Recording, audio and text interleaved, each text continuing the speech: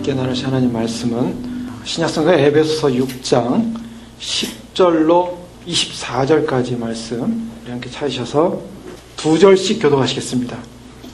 오늘은 최종적으로 교회의 영적 전투의 승리를 위한 기도라는 제목으로 주님 주시는 말씀 함께 나누기 원합니다.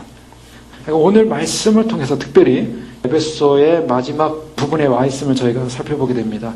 특별히 사도 바울은 그동안 하나님의 전신갑주를 입을 것에 대해서 권면했고, 그런 전신갑주의 부분, 세세한 부분을 구체적으로 설명을 했습니다. 그런 다음에 결국 거기서 끝나는 것이 아니라 18절 말씀은 모든 기도와 간구를 하되라고 기도와 간구에 관해서 말씀하시는 것을 보게 됩니다. 에베소가 전체 어떻게 흘러가고 있는가, 아마 전체적으로는 그 흐름을 놓쳐버릴 수도 있습니다. 그래서 간단하게 그동안 앞부분을 살펴보고 계속 그 말씀을 살펴보겠습니다. 제가 에베소서 1장을 시작하면서 바로 찬송하리로다라는 어떤 찬양의 선포를 사도 바울이 하는 것을 살펴봤다고 했습니다. 그 이유는 놀라운 하나님의 복 때문이었습니다. 놀라운 복은 무엇이냐면 하늘로부터 내려오는 신령한 복인데, 이것은 우리를 그리스도 안에서 어떠한 존재로 부르셨는가에 관한 그러한 놀라운 감동이었습니다. 그 놀라운 감동이 9절에 보면, 1장 9절에 보면 그 뜻의 비밀을 우리에게 알리셨다라고 말하고 있습니다. 사도 바울은 이것을 미스테리라는 말을 쓰고 있습니다. 미스테리온이라는 헬라어의 미스테리라는 말을 쓰고 있는데, 이것은 하나님만이 주시는 비밀입니다. 그 하나님만이 계시하시고 알려줄 수밖에 없는, 인간으로서는 도저히 알 수 없는 비밀의 내용을 말하고 있습니다. 신령한 비밀이죠. 그 신령한 비밀을 1장 전체, 2장, 3장, 에베소 전체 통해서 말씀하시는 것은 그리스도 안에입니다. 그리스도 안에서. 이것이 에베소서를 보는 가장 중요한 핵심 구절입니다. 그리스도 안에서. 그리스도 안에서 어떤 일이 일어났는가? 그리스도 안에서 1장에서는 하나님께서 예비한 경륜, 하나님의 놀라운 계획이, 예정하신 계획이 그리스도 안에서 통일이 일어난다라는 것을 강조했습니다. 그래서 1장 10절에 보면 하늘에 있는 것이나 땅에 있는 것이나 다 그리스도 안에서 통일되게 하십니다. 하나님께서 우리에게 무엇을 약속하고 있냐면, 결국 에베소 전체는 교회에 주신 말씀인데, 이 교회가 어떤 것인가? 교회는 바로 땅과 하늘이 통일되어지는 통일의 시작이다라는 것입니다.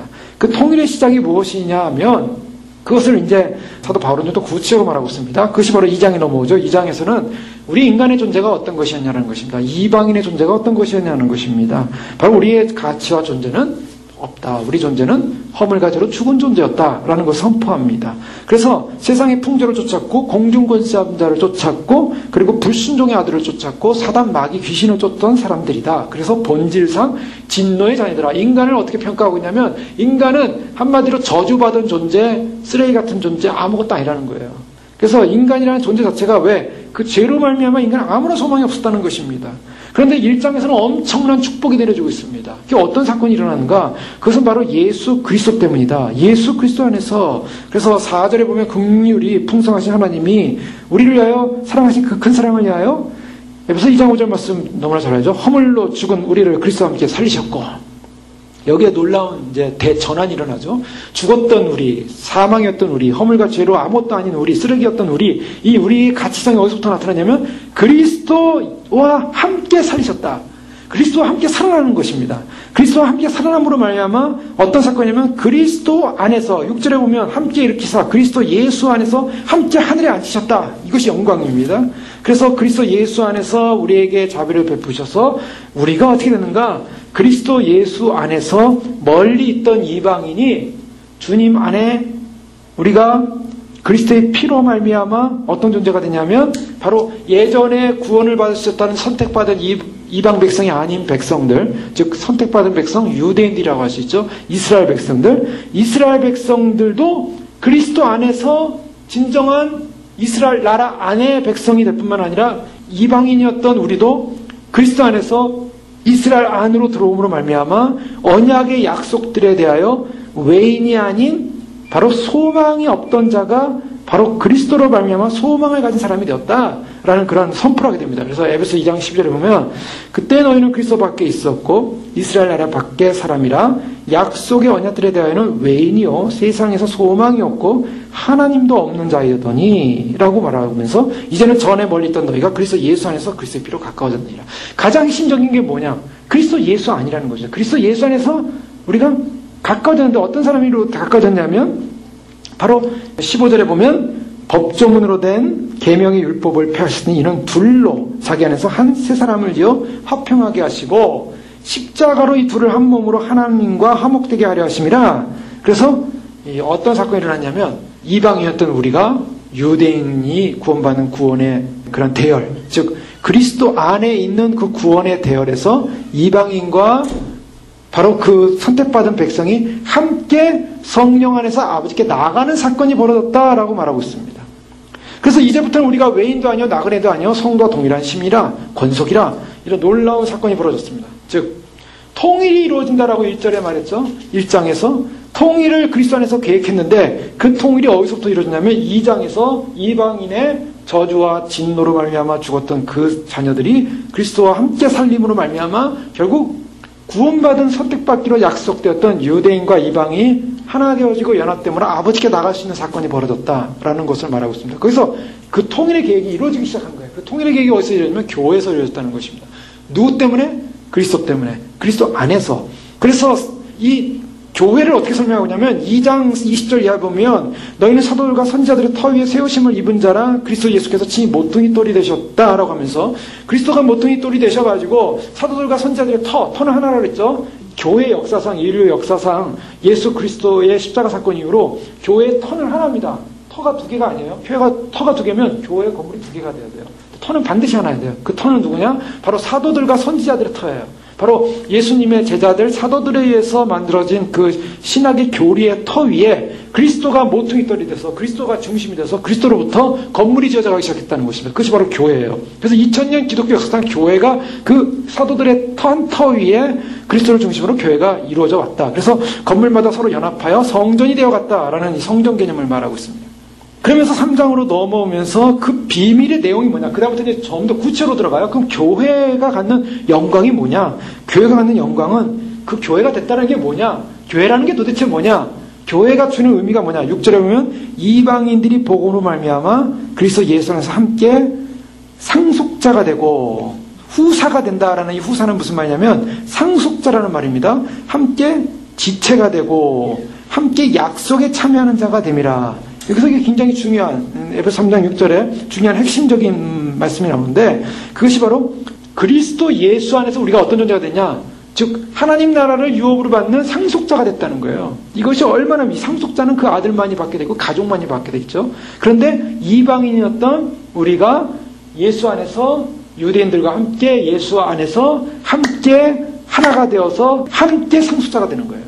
공동 상속자라는 합니다. partaker라는 말을 쓰고 있죠. 그래서 공동 상속자. 이방인만 하나님으로부터 상속받는 게 아니에요. 이방인과 유대인이 하나가 돼서 공동으로 상속받는 거예요. 바로 이것이 교회라는 것입니다. 이것이 통일입니다. 예수 그리스도 이전에는 선택받고 구원받을 사람은 유대인밖에 없었어요. 그래서 이스라엘밖에 구원받을 수 없었습니다. 그런데 예수님께서 십자가에 못 박혀 돌아가심으로 말미암아 예수 그리스도 안에서 모든 사람이 구원을 받을 기회가 열린 거예요. 근데 지난번에 한번 제가 말씀드렸죠. 우리가 구원받기 위해서는 이스라엘입니까? 이스라엘이 아니어야만 합니다. 우리가 어떤 존재냐? 우리가 이스라엘이 돼야만이 구원을 받아요. 그래서 그 말에 혼동을 가지면 안 돼요. 그러면 이스라엘 백성들은 싹 빠지고 우리가 이스라엘 대신 들어가냐? 그건 아닙니다. 그 개념이 절대 아니고요. 이스라엘은 이스라엘로 있고 우리는 어떤 존재냐? 이스라엘과 같은 영적인 아브라함의 자손이 돼서 이스라엘과 함께 에베소서 말하는 건 뭐예요? 유대인과 이방인이 함께 상속을 받는 거예요. 교회라는 개념은 뭐냐고 들었냐면 결국 선택받은 유대인들이 결국 버림받은 것이 아니라 선택받은 유대인들은 그리스도 안에서 구원받는 백성들입니다. 그러니까 그것이 바로 새 언약이라는 거예요. 예전에는 율법을 지켜야만이 구원받는 이스라엘이었지만 율법을 지키는 그 이스라엘이 이제 어떤 모습으로 변화됩니까? 예수 그리스도를 믿게 됨으로 말미암아 그 안에 들어가서 구원을 받는 존재가 된 거예요. 유대인들도. 이방인들도 예수 그리스도를 믿음으로 말미암아 그 안에 들어가서 구원을 받게 되는 것입니다. 바로 그래서 이 유대인과 이방인이 연합해서 함께 구원을 받는다. 이 개념으로 지금 통일의 개념을 얘기하고 있고 그래서 그것이 에베소 3장 4절에 보면 그리스도의 비밀이다라고 얘기합니다. 그래서 비밀을 깨닫는 것은 이라고 말하고 있습니다.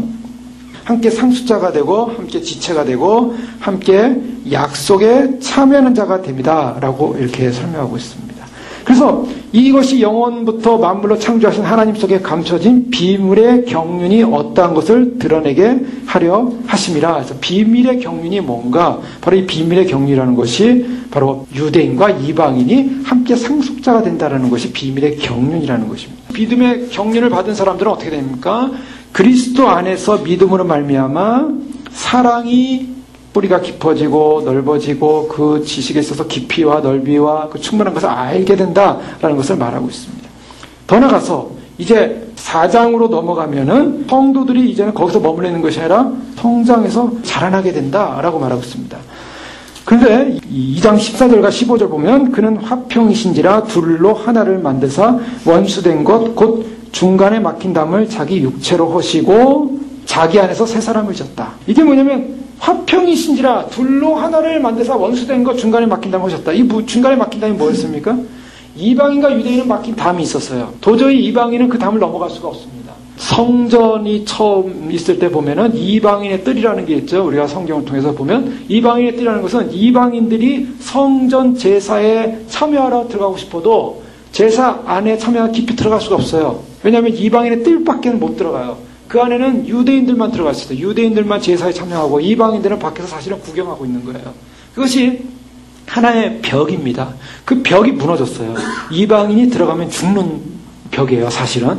글로 들어가면 먹는데 그것이 예수 그리스도로 말미암아 없어짐으로 말미암아 이방인과 유대인이 함께 하나가 돼서 함께 같이 들어가게 됐어요. 이것이 바로 2장 15절에 맞는 새 사람을 지었다라고 말하고 있습니다. 이제 이 새 사람을 지었다 그러는데 이 한 새 사람이라서 공동체를 말해요. 유대인과 이방인이 하나 됐다는 공동체 개념을 말해요. 이 교회 개념을 말하고 있습니다. 그러니까 오늘날 교회는 이방인과 유대인이 하나 됐다. 이것이 바로 새 사람입니다. 그런데 4장 24절에 가면 이 새 사람이 어떤 개념을 갖고 있는지를 좀 더 정확히 얘기하고 있습니다. 자, 4장 24절을 보십시오. 하나님을 따라 의와 진리의 거룩함을 지으심을 받은 새 사람을 입으라 그랬어요. 자, 사도 바울이 여기서 지금 말하고 있는 새 사람은 어떤 사람을 말하고 있는가? 바로 새 사람의 반대는 뭡니까? 옛사람입니다. 자, 이것을 잘 개념을 잡으셔야 돼요. 새 사람의 반대는 옛사람이에요. 그래서 그 옛사람이 어디 나오냐면 바로 그 위에 구절 22절에 나와요. 너희는 유혹의 욕심을 따라 썩어져가는 구습을 따르는 옛사람을 벗어버리고 오직 너희의 심령이 새롭게 되어 하나님을 따라 의와 진리의 거룩함으로 지으심을 받은 새 사람을 입으라. 자, 2장 15절에서 한 새 사람을 지었다라는 것은 한이라는 것은 하나 됐다는 걸 강조하는 것입니다. 유대인과 이방인이 하나 된 새 사람이에요. 근데 이 새 사람의 개념이 뭐냐? 이 새 사람이라는 것은 심령이 새롭게 된 사람을 말하고 있는 거예요. 어떻게 심령이 새롭게 됐냐? 그리스도 안에서 거듭난 사람을 말하고 있는 것입니다. 자, 새 사람이라는 것은 옛사람은 어떤 사람? 유혹의 욕심을 쫓아 썩어져가는 구습을 따르는 죄악 가운데 있는 사람들이었다라고 말하고 있습니다. 그래서 우리가 어떻게 살아야 되는 것이냐? 에베소 4장 1절에 보면 그러므로 주 안에서 갇힌 내가 너희를 권하노니 너희가 부르심을 받은 일에 합당하게 행하여 겸손, 온유, 오래 참음, 사랑, 서로 용납, 평안에 매는 줄로 성령이 하나 되게 해서 하나 힘써 지키고 한 소망이 부르심을 받았고 하나님도 한 분이고 주가 한 분이고 믿음도 하나고 한 믿음 안에서 이렇게 변화되어서 성숙함에 이루어야 된다라고 강조를 하고 있습니다. 그러면서 그 새 사람은 어떤 사람이냐? 그 새 사람은 마귀에게 틈을 줘서 죄를 짓는 존재가 아니라 25절 이하에 보면 거짓을 버리고 각각 이웃으로 더불어 참된 말을 하고 분을 내어도 죄를 짓지 말고 우리가 악한 그런 죄성에 빠지지 않는 거룩한 존재가 된다. 자, 여기서 새 사람이 강조하는 것은 무엇이냐면 이 새 사람이라는 것은 그리스도 안에서 결국 이방인과 유대인이 그리스도를 믿음으로 하여 구원받는 존재가 돼서 한 연합체가 된 그 한 새 사람은 어떤 사람의 성격을 갖고 있냐면 옛 아담의 자손인 옛 사람이 아니라 두 번째 아담이신 예수 그리스도를 통한 구원받은 새 사람의 성격으로 변화된 거듭난 존재의 사람이어야 한다라는 것을 강조하고 있습니다. 그러니까 에베소서는 그 1장부터 하나님의 통일, 하나님의 경륜의 통일, 위대한 영광의 통일을 설명하고 있습니다. 이 영광의 통일이라고 하는 것은 바로 예정하시고 특정하신 것입니다. 그래서 이방인을 불러다가 구원받아야 될 이방 유대인과 합쳐서 결국 예수 그리스도 안에서 둘이 하나가 돼서 함께 한 세 사람이 되어서 결국에는 옛사람이 아닌 새로운 성품으로 새로운 변화로 예레미야 31장에 말한 새 언약의 백성, 새 언약의 백성이라는 건 뭐냐면 새롭게 거듭난 백성을 말하는 거예요. 그래서 예수 그리스도 안에서 우리가 그 말씀의 의미로 우리가 율법을 행하는 존재가 아니라 마음의 할례를 받아서 마음의 변화를 받아서 마음에 심겨진 그 율법대로 행하는 변화된 존재. 자, 예전에는 율법을 행해야 그랬죠. 행하냐 안 행했냐로 구원받냐 안 구원받았냐, 죄를 짓냐 안 짓냐로 결정을 했습니다. 바리새인들이 예수님과 함께 항상 했던 논쟁은 바로 그것이었습니다. 바리새인들은 행위적인 면에서 완벽했어요. 그래서 우리는 죄인이 아니라고 생각했던 것입니다. 그것이 유대인들의 가는 율법관이었어요. 그러나 예수님께서는 그 행위의 결과가 중요한 것이 아니라 그 마음속에 무슨 마음을 가졌냐로 깊이 들어가기 시작했습니다. 그래서 그 마음에 진정한 율법이 심겨져서 그 마음에 율법을 행함이 없었다면 그 행함 자체는 무효가 되는 것이었어요. 그래서 예수님께서 항상 바리새인과 서기관들의 그 행위적 율법에 대한 비판을 했던 것입니다. 그러나 우리가 새 언약의 백성이 됐다는 것은 우리의 마음에 새롭게 거듭난 존재로서 어떤 사람이요? 의와 진리의 거룩함으로 새롭게 된, 심령이 새롭게 된 사람을 의미한다고 성경은 말하고 있습니다. 자, 바로 그런 의미에서 우리가 새 사람을 입었다라고 말하고 있는데요. 그래서 빛의 열매는 무엇인가? 에베소 5장 9절에 보면 빛의 열매는 모든 착함과 의로움과 진실함에 있느니라 라고 말하면서 그 빛의 열매가 어떻게 나타나야 되는가? 그래서 새 사람으로 입은 사람은 어떤 존재가 되는가? 교회관으로 볼 때 특별히 5장에 보면 22절에 보면 아내와 남편과의 관계, 그 아내와 남편과의 관계가 결국 교회와 그리스도와의 관계를 설명하는 것이었고, 또 자녀와 부모와의 관계, 또 더 나아가서 종과 상전과의 관계를 아주 구체적으로 교회의 실천 사항을 얘기하고 있습니다. 자, 이렇게 에베소서는 결국 우리에게 주어진, 교회에게 주어진 그 하나님의 신령한 복이 무엇인가를 설명하고 있는 거예요. 엄청난 복입니다. 이것을 우리는 지금 상상할 수 없는데요. 구원받지 못할 이방인이 진노의 자녀였고 허물가치로 죽었던 바로 인생이었던 바로 이런 사망 선고받았던 사람이 그리스도 안에서 그리스도와 함께 살림을 받아서 구원받는 백성이 됐다는 것은 상상할 수 없는 엄청난 어마어마한 축복입니다. 이것은 주님께서 이미 창세전에 예정하시고 계획하시고 선택하셔서 이루어진 사건이라고 설명하고 있어요. 그래서 사도 바울은 에베소를 시작하면서 1장 3절에 찬송하리로다라고 선언한 거예요. 엄청난 사건이었어요. 이것은 찬송해야 될 대상이었어요. 왜? 영원히 죽어야 될 인생들이 구원의 대열에 들어왔다는 거예요. 그 구원의 대열도 이스라엘만 들어가야 될 대열에 이방인이 함께 참여하게 됐다는 거예요. 그래서 하나가 돼서 함께 간다는 거예요. 이것이 바로 통일입니다. 1차 통일이 교회 안에서 이루어지고, 그 다음에 주님이 오실 때 하늘의 정사와 권세들과 땅에 있는 것들이, 하늘과 땅이 함께 연합되어지는 통일이 이루어지는 사건, 그것을 휴거라고 그랬죠. 휴거를 통해서 공중에서 1차적인 통일이, 이제 교회에서 이루어졌던 통일이 공중에서 이루어지고, 그 다음에 공중에서 이루어진 통일은 어디로 이루어집니까? 주님께서 지상재림하시면서 지상재림과 더불어서 이 땅의 모든 권세, 마귀, 사단들을 다 제거하는 사건이 벌어집니다. 자, 고린도서 15장 23절 이하의 말씀에 보면 그리스도 안에서 너희가 삶을 얻을 것인데, 23절에 보면 그러나 각각 자기 차례대로 되리니 먼저는 첫 열매인 그리스도요. 첫 열매인 그리스도가 삶을 얻는 구원의 역사가 일어났죠. 부활의 역사가 일어났죠. 그 다음에는 그가 강림하실 때 그리스도에게 속한 자요. 그리스도에게 속한 사람이 그의 강림할 때 구원을 얻는다. 부활의 구원의 영광을 얻는다라고 말하고 있습니다.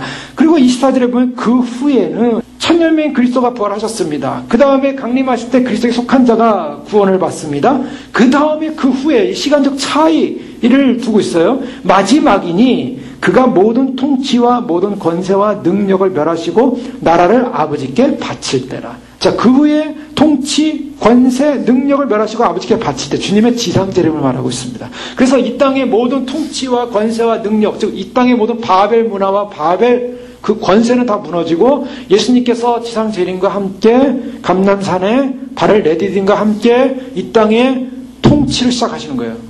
그 통치를 시작하시는 그것이 바로 다윗의 왕조, 나단 언약, 사무엘하 7장에 말하는 나단 선지자가 다윗의 위가, 다윗의 그 스론, 다윗의 그 왕자가 영원할 것이다. 영원할 것이라는 다윗 왕에 대한 그런 언약을 했습니다. 그 언약이 다윗 언약이라는 굉장히 중요한 언약이에요. 그래서 예수님께서 왕으로 오셔서 예루살렘에 입성할 때, 나귀를 타고 입성할 때 호산나 다윗의 자손으로 오시는 왕이요. 다윗의 자손이 뭡니까? 다윗의 자손이라는 것은 언약을 말하고 있어요. 나단 언약. 다윗의 자손은 왕을 말해요. 근데 그 왕이 통치하는 왕으로 왔는데 통치를 못하고 십자가에 돌아가셨어요. 그래서 그 왕의 통치가 어디로 연결됩니까? 연기됩니까? 그것이 바로 주님의 지상재림까지 연기가 된 거예요. 그래서 주님께서 지상재림함으로 말미암아 주님께서 통치하시는 다윗 왕조의 시대가 옵니다. 그 다윗 왕조의 영원한 통치가 어디서부터 시작되냐? 천년왕국에서 시작되는 거예요.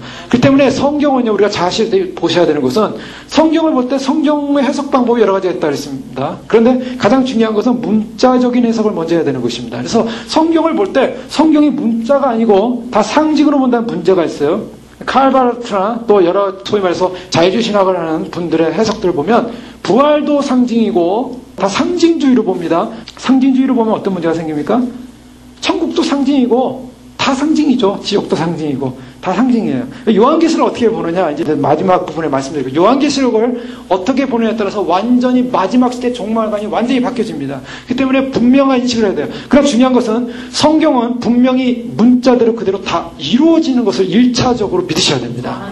예수님께서 오시겠다고 약속한 약속대로 오셨어요. 문자적으로 이루었어요. 베들레헴에서 태어나셨고 예수님께서 돌아가신 것 분명히 다 문자적으로 다 이루어졌고 다 이루어졌었어요. 그리고 예수님께서 오신다는 것도 문자적으로 다 이루어지는 것입니다. 근데 문제가 뭐냐면 오늘날 많은 신학이 상징주의로 해석하기 때문에 상징주의는 예수님의 재림을 결국 상징으로 봐요. 상징으로 보기 때문에 예수님의 재림을 기다리지 않는다는 것입니다. 자, 그 상징으로 보는 문제가 이제 신학적으로 이제 다른 부분이 있음을 나중에 살펴보겠는데요. 어쨌든 주님께서는 이렇게 결국 우리에게 엄청난 축복을 주셨는데 그 엄청난 축복은 우리가 주님 안에서 이러한 통일된 존재로서 주님 오실 때, 강림하실 때 그에게 붙은 자가 주님을 맞이하게 될 것이고 그 후에 모든 정사, 권세, 통치자들을 다 멸하시고 그 나라를 아버지께 바칠 때, 지상 재림할 때, 그리고 천년왕국이 이루어질 때, 그때는 이제 다윗의 나단 언약이 이루어지는 영원한 다윗의 왕조로 있는 예수 그리스도가 통치하는 시대가 온다는 것입니다. 자, 그런 의미에서 우리는 그날을 소망하고 있는 것이죠. 근데 문제는 뭐냐면 여기서 사도 바울이 여기까지 우리가 구체적으로 교회가 영광스러운 새 통일체를 이루어서 결국 어떻게 살아야 될 것인가? 새로운 사람으로 살아야 되는 존재 가치성을 얘기했죠. 의와 거룩함, 진실함으로 새로운 존재로서 빛의 열매로서 삶을 살아야 되는데 그러한 삶을 사는 우리에게 현실이 있다는 것입니다. 이것이 이제 에베소서의 마지막 부분이에요. 그것이 우리가 그동안 한 4개월 정도 살펴봤던 에베소서 6장 10절 이하의 말씀입니다. 그래서 끝으로 너희가 주 안에서와 그의 힘의 능력으로 강건하여져라 라고 사도 바울이 선언하면서 그 다음에 말하는 게 뭡니까? 마귀에 관해서 얘기하고 있어요. 그동안은 너무나 영광스럽고 좋았죠. 참으로 주님께서 우리를 택하신 그 부름이 얼마나 위대한가, 그리고 우리가 앞으로 얻을 영광이 어떤 것인가, 그리고 어떤 사람으로 바뀌게 될 것인가. 그런데 사도 바울은 우리의 현실에 관한 얘기를 하고 있습니다. 우리의 현실은 무엇입니까? 우리의 현실은 바로 공중 권세 잡은 자, 마귀. 이미 2장 2절에서 말하고 있어요. 세상 풍조를 따르고 공중의 권세 잡은 자를 따랐던 불순종의 아들들 가운데 역사하는 영에 관해서 바울은 말하고 있습니다. 또 4장 27절에 보면 마귀에게 틈을 주지 말라, 마귀 얘기를 하고 있어요. 더 나아가서 에베소 6장 11절에 보면 마귀의 관계를 능히 대적하게 하여 하나님의 전신갑주를 입으라, 이 마귀 얘기를 하고 있습니다. 하나님의 새로운 공동체, 새로운 사회, 새로운 하나님의 새 인류입니다. 즉 그리스도 안에서 새 사람이 된 존재, 그리스도 안에서 새 사람이 된 존재가 교회로서 참으로 하나님께 영광을 돌려서 통일의 영광 가운데 살아야 되는데 이 통일의 영광이 오기까지 문제가 있다는 게, 어떤 문제가 있냐면 사단이 있다는 것입니다. 마귀가 존재하고 있다는 것입니다. 이 마귀가 바로 이런 영광스러운 통일을 방해한다는 것입니다. 바로 그리스도 안에 한 몸 된 그리스도의 지체로서 유대인과 이방인이 연합돼서 정말 주님을 맞이해야 되는 영광스러운 통일의 영광이 오는데 그 통일의 영광을 소망하지 못하게 하고 그 사회를 바라보지 못하게 하는 것, 바로 마귀의 그러한 공격이 있을 것이라는 것입니다. 사도 바울은 그걸 인식하고 있는 거예요. 그래서 교회로 하여금 이런 영광스러운 복음을 우리가 승리하면서 끝까지 가기 위해서는 마귀의 계계를 능히 대적하라라고 말하고 있습니다. 능히 대적하라. 왜? 이것은 싸움이기 때문입니다. 예수 그리스도를 통해서 이방인과 유대인이 담이 있었던 담이 무너졌습니다. 그리고 하나 됐어요. 근데 그 하나 된 것을 무너뜨리고자 하는 것이 뭡니까? 그게 사단의 전략이라는 것이죠. 또 하나님 화목되고 구속된 자기 백성들을 순결하게 살지 못하도록 파괴할 것이다. 교회, 순결성, 가정의 순결성, 그리고 사회의 순결성, 그리고 이 땅의 순결성을 파괴하는 것이 누군가? 바로 사단이라는 것입니다. 이런 사단이 이런 파괴를 위해서, 이것을 무너뜨리기 위해서 역사하기 때문에 우리는 반드시 영적 전쟁에서 이것을 승리하기 위해서는 하나님의 전신갑주를 입어야 된다. 자, 여기에 뭐가 있습니까? 전쟁이 있다는 것입니다. 전투가 있다는 것입니다. 이 전투가 있다는 것을 바로 우리의 현실로 보는 것입니다. 그래서 에베소의 마지막은 우리의 현실이 무엇인가? 그럼 우리 영광스러운 부름을 받으면 우리는 어떻게 되는가? 우리는 싸워야 한다는 것입니다. 자, 우리가 싸움을 좋아하는 사람들도 아니고, 싸움꾼들도 아니고, 그래서 우리가 싸움을 위해서 우리가 존재하냐? 자, 사실은 싸움을 좋아할 사람이 아무도 없어요. 그러나 이것이 현실이에요. 바울이 말한 현실은 교회가 영적인 전투를 해야 한다는 것입니다. 요한계시록 12장에 보면 7절에 보면 하늘에 전쟁이 있으니 미가엘과 그의 사자들이 용으로 더불어 싸울세 용과 그의 사자들도 싸우나 이기지 못하여 다시 하늘에서 저희의 있을 곳을 얻지 못한지라 큰 용이 내어 쫓기니 옛뱀 곧 마귀라고도 하고 사단이라고도 하는 온 천하를 꿰는 자라 땅으로 내어 쫓기니 그의 사자들도 저와 함께 내어 쫓기니라. 요한계시록 12장에 보면 하늘에서 전쟁이 일어나서 하늘에 있는 공중군 사람들이 땅으로 내어 쫓기는 사건을 설명하고 있습니다. 자, 무슨 사건이냐? 이 싸움은 영적으로 공중에서 일어날 뿐만 아니라 지상에서 일어날 전쟁이요. 그리고 우리가 지금도 싸워야 될 그런 싸움이라는 것입니다. 자, 그 싸움을 12절에 뭐라고 말하고 있습니다? 씨름이라고 말하고 있죠. 우리의 씨름은 혈과 육을 상대로 하는 것이 아니요 통치자들과 권세들과 어둠의 세상 주관자들과 하늘에 있는 악의 영들이라. 자, 우리는 이 세 가지 종류의 대상을 가지고 싸움합니다. 통치자들과 권세들과 어둠의 세상 주관자들과 하늘에 있는 악한 영들과의 싸움을 할 수밖에 없다라는 것입니다. 자, 여기서 나타나는 것은 통치자들, 권세자들, 즉 정사와 권세들이라 그러죠. 정사라는 것은 통치자들을 말하고 있습니다. 아르카이라는 말을 쓰고 있고요. 권세들은 엑소시아이라는 말을 쓰고 있는데 정사와 권세라는 말은 계속적으로 반복해서 쓰이는 말입니다. 아까 말씀드렸던 고린도서 15장 24절에 나오는 통치와 모든 권세와 능력을 멸하셨다 이러는데 통치와 권세를 멸한다라는 이 멸한다고 할 대상이 누구냐? 바로 이 정사와 권세를 말하고 있습니다. 자, 사도 바울은 지금 우리의 싸움의 대상이 누구냐? 통치자들과 정사와 권세들이라고 말하고 있습니다. 어둠의 세상 주관자들이라고 말하고 있습니다. 악의 영들에 대한 싸움이라고 말하고 있습니다. 우리의 싸움은 눈에 보이는 사람과의 싸움이 아니라 실제로 우리의 싸움은 영적인 전쟁이라는 것입니다. 영적인 전쟁을 위해서 우리는 무엇을 하냐면 영적인 무장을 해야 한다는 것입니다. 그 영적인 무장에 대해서 우리가 살펴봤던 것이죠. 자, 지금 우리는 영광스러운 교회가 이미 승리했다라고 볼 수도 있습니다. 그것이 이제 성경적으로 보면 제가 늘 설명했던 D-Day와 V-Day를 가지고 설명했습니다. 기억나십니까?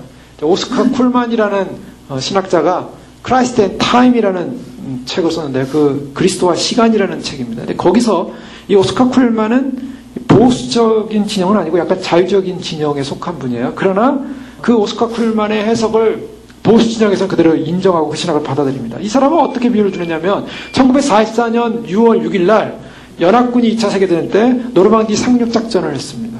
자, 노르망디 상륙작전을 성공했죠. 성공해서 그 노르망디 해안에 다 들어갔습니다. 물론 그 전에 이미 다 공수부대가 들어가서 뒤에 점령을 했지만은 그러나 해안선을 가지고 해병대들이 다 들어갔어요. 연합군들이 들어갔어요. 바로 그 시점이 독일이 생각하지 못했던 허를 찔른 것이었습니다. 독일은 연합군이 그쪽으로 들어오지 못할 거라고 생각을 했어요. 여러 가지 정황상. 그래서 판단을 미스를 했습니다. 그런데 그것에 들어감으로 말미암아 독일의 허리를 끊었어요. 독일의 그 전선의 허리를 끊었어요. 결국에는 전쟁의 승패는 연합군 쪽으로 넘어간 거예요. 자, 이것을 뭐라 하냐면 Determined Day라고 해서 D-Day라고 얘기했습니다. 그런데 그 이후로 전쟁이 끝났는가? 전쟁이 끝나지 않았습니다. 1945년 5월 8일 날 이 독일이 완전히 우리가 전쟁에 항복했다라고 선언할 때까지 바로 그날까지는 1년이라는 시간이 남아있었던 거예요. 1년. 1년 사이에 그동안 2차 세계 때 죽었던 많은 군인들보다 더 많은 군인들이 죽었어요. 노르망디 상륙작전을 끝내고 내륙으로 들어가는 과정 속에서 노르망디 상륙작전에 죽었던 그 병사들은 얼마 되지 않았어요. 내륙으로 들어가면서 거의 10만 명가량이 막 죽어갑니다. 연합군이. 완전히 전쟁이 끝나는 날이 V-Day였어요. 빅토리 데이가 아직 1년이 남아있었다는 거예요. 자, 이것을 골로새 2장 14절 15절에 보면 우리에게 사도 바울이 선언하는 것은 우리를 거스리고 우리를 대적하는 의문에 쓴 증서를 도말하시고 제어버리사 십자가에 못 박으시고 정사와 권세를 벗어버려 밝히 드러내시고 십자가로 승리하셨느니라. 우리는 십자가의 승리를 믿습니다. 십자가의 승리면서 십자가 승리했다 그러고 고린도서 1장 13절에 보면 그가 우리를 흑암의 권세에서 건져내사 그의 사랑의 아들의 나라로 옮기셨다 라는 그런 놀라운 선언을 하고 있습니다. 그러나 오스카 쿨만이 말한 것처럼 D-Day, 즉 결정적인 십자가 승리는 이루어졌지만 아직까지 사단이 완전히 손을 들지 않았다는 거예요. 아직까지 손을 들지 않고 정사와 권세라는 이 악한 영들과 세력들이 교회를 향하여, 믿는 성도를 향하여 계속 공격해오고 싸움이 일어나고 있다는 것입니다. 바로 그 싸움을 뭐라 그랬습니까? 그 중간 관계를 텐션이라고 했어요. 긴장 관계라고 했어요. 그래서 제가 그것을 하나님 나라라는 개념을 설명할 때 하나님 나라는 이미 왔지만 아직 오지 않았다. 그래서 영어로 하면 already, 이미 왔지만 아직 오지 않았다. 난옛 개념을 설명했습니다. 그 already와 난옛 사이에 뭐가 있냐면 바로 텐션이 있다 그랬어요. 그 텐션은 뭐냐? 전쟁을 말하는 거예요. 지금 사도 바울은 오늘 이 끝으로 너희가 주안에서 그의 힘의 능력으로 강건해지고 바로 이 부분이 바로 교회 현실이라는 것입니다. 교회는 싸워야 되는 것이고 바로 그 텐션 속에 있습니다. 디모데후서 4장 7절 이하에 보면 내가 선한 싸움을 싸우고 나의 달려갈 길을 마치고 선한 싸움을 싸우고 어떤 싸움을 싸웠습니까? 믿음의 싸움, 또 악한 영과의 싸움, 복음 전하는 그러한 관계 속에서의 싸움, 이런 복음의 관계 속에서 계속으로 그런 영적인 싸움을 싸웠다라고 설명을 하고 있어요. 한 사람의 인생을 마칠 때, 한 복음 전도자의 인생을 마칠 때, 복음 전도자의 인생의 마지막 마치는 상황에서 그의 인생을 정리하면서 뭐라고 얘기하냐면 나는 선한 싸움을 싸웠다라고 얘기하고 있습니다. 그것이 바로 우리라는 거예요. 교회의 현실, 우리 신앙인의 현실.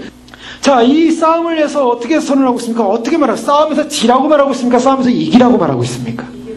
이기라고 말씀하고 있는 것입니다. 왜요? 그리스도가 이미 십자가에서 승리하셨기 때문에 우리는 그리스도를 따라서 승리해야만 되는 것입니다. 그래서 이미 승리는 보장됐지만 이 보장된 승리를 우리가 쟁취하기 위해서는 반드시 우리는 그 싸움을 위해서 서야 한다는 것입니다. 자, 그것이 14절입니다. 그런즉 서서라고 선신갑주에 관한 얘기를 하면서 서라라는 말을 하고 있어요. 이 서라라는 말이 바로 분사형인데요. 서 있으라는 것입니다. 계속적인 서 있는 현재형을 말하고 있어요. 분사라는 말은 서 있는 현재가 계속 가는 거예요. 서 있는 현재. 그러니까 섰다가 눕다가 앉았다가 아니라 서 있는 현재가 계속 가는 것입니다. 이 영적 전쟁을 시작했다면 절대로 앉지 말고 절대로 눕지 말고 계속 서 있어야 한다는 것입니다. 자, 서서 뭐 하라고요? 서서 무장하라는 것입니다. 그 무장의 6가지를 살펴봤습니다. 주 안에서 서서 진리의 허리띠를 띠라. 자, 진리의 허리띠 뭐였습니까?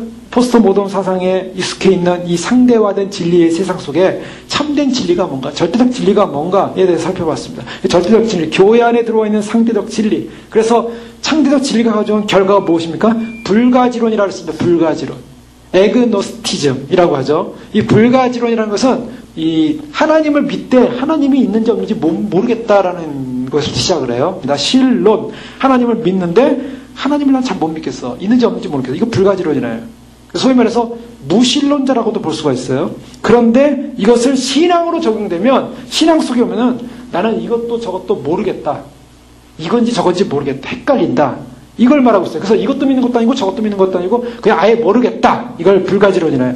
자, 우리에게는 불가지론이라는 것은 형성될 수가 없습니다. 분명한 신학, 분명한 믿음, 분명한 진리 하에서 우리는 서 있어야만이 설 수 있는 거예요. 내가 전쟁을 하는데 내가 어디 서 있는지도 모르고 전쟁을 하고 있어요. 내가 아군 편인지 적군 편인지도 몰라요. 나는 흑색 분자예요. 어딘지 몰라요. 누굴 향해 적을 공격을 해야 될지 누가 적인지 모르는 거예요. 그러면 안 되죠. 분명한 우리의 위치를 알아야 한다는 것입니다. 그래서 그러기 위해서는 반드시 진리 안에 있어야 합니다. 그 진리를 분명히 알아야만이 공의로 허리띠를 삼으며 성실로 몸의 띠를 삼으신 바로 이 허리를 띠는다는 그런 개념이죠. 영적 개념으로. 바로 하나님의 모습처럼 우리가 진리의 허리띠를 하고 있어야만이 우리가 굳게 설 수 있다라는 부분을 살펴봤습니다. 두 번째로 살펴본 게 무엇이었습니까? 의의 흉배, 의의 가슴막이라고 했죠. 의의 흉패라고 했죠. 이 의의 흉패라고 하는 것은 바로 또라스라는 이 헬라어 말인데 이것은 바로 군인들이, 로마 군인들이 심장과 이 전체, 몸 전체, 몸통 전체를 보호하는 데 쓰는 노쇠로 만든 방어용 장구를 또라스라고 해요. 그 또라스라는 말을 써서 결국 이 흉배라는 의미를 했는데 가슴만 맞는 게 아니라 전체, 몸통 전체를 말하고 있습니다. 자, 이 의의 흉배를 통해서 우리가 살펴봤던 것이 무엇이었습니까? 우리 안에 있는 이 내장기관은 뭐와 연관이 있다 그랬죠? 내장기관은 감정과 연관이 있다 그랬습니다. 예수님께서도요, 무리를 보시며 민망이셨다 그랬잖아요. 그 민망히 여겼다는 것은 헬라어로 보면 이 창자가 뒤틀리는 듯한 고통을 말하고 있어요. 그래서 장자의 고통이 민망히 여겼다라는 표현을 쓰고 있어요. 즉, 창자라는 말 써요. 우리 안에 장기, 장기를 뭘 표현하냐면 감정의 표현을 하고 있어요. 그래서 그 의미를 살펴봤죠. 의에 흉배를 붙이라는 것은 뭐냐면 우리가 감정을 보호해야 된다는 것입니다. 우리의 기분, 감정, 양심, 우리의 욕구, 우리의 의지, 우리의 위선, 우리의 거짓, 이것은 우리 안에 있는 이 죄성에 관한 부분에 있어서 우리가 이 의롭다, 의의 종이다라고 할 때 어떻습니까? 의의 종이다라고 할 때는 우리가 우리의 죄성을 뛰어넘어야 한다는 것입니다. 로마서 6장 11절 이하의 말씀을 그때 살펴봤습니다. 이와 같이 너희도 너희 자신을 죄에 대하여 죽은 자여 그리스도 예수 안에서 하나님께 대하여는 산 자로 여길지어다. 그래서 여길 때 의식화해야 된다 그랬죠. 우리 자신을 의식화해야 됩니다. 우리 어떤 사람이야? 우리는 산 자다. 자, 내가 죄를 이기기 위해서는 나는 거룩한 존재요, 나는 산 사람이다라는 의식화가 되어 있지 않으면, 죄에 대해서 나는 죽은 자요, 죄에 대해서는 나는 죄와 전혀 상관없는 자라는 의식이 안 돼 있으면 죄에 대해서 너무 한다는 거예요. 죄에 대해서 내가 그 죄를 거절할 힘이 없다는 것입니다. 내가 어떤 존재인가? 그 프라우드가 있어야 된다는 거예요. 여기서 사도 바울은요, 로마서에서 너희 자신을 죄에 대하여는 죽은 자요, 그리스도 예수는 하나님께 산 자로 여길지어다. 의식화가 돼 있어야 돼요. 의식화. 이 의식화 굉장히 중요합니다. 의식화가 돼 있어야만이 그런 품행을 하게 돼 있어요. 그런 결단을 하게 돼 있어요. 근데 내가 죽은 자, 죄에 대해서 죽은 자인지도 아닌지도 모른 채, 나는 산 자인지도 모른 채, 그렇게 살면은 죄가 오면은 죄에 대해서 무너질 수밖에 없다는 거예요. 그래서 의식화가 돼, 우리 자신이 어떤 존재가, 의식화는 어떻게 됩니까? 운동권 애들이 의식화할 때 어떻게 의식합니까? 한국에서 대학생들이 좌경화, 의식화 시킬 때 어떻게 하냐면 책을 계속 읽는 거예요. 책을 계속 읽고 그 책에 대한 내용을 계속 토론하는 겁니다. 말을 잘하냐. 운동권 학생들이 왜 말을 잘하는가? 책을 논리 싸움을 하는 거예요. 논리 싸움.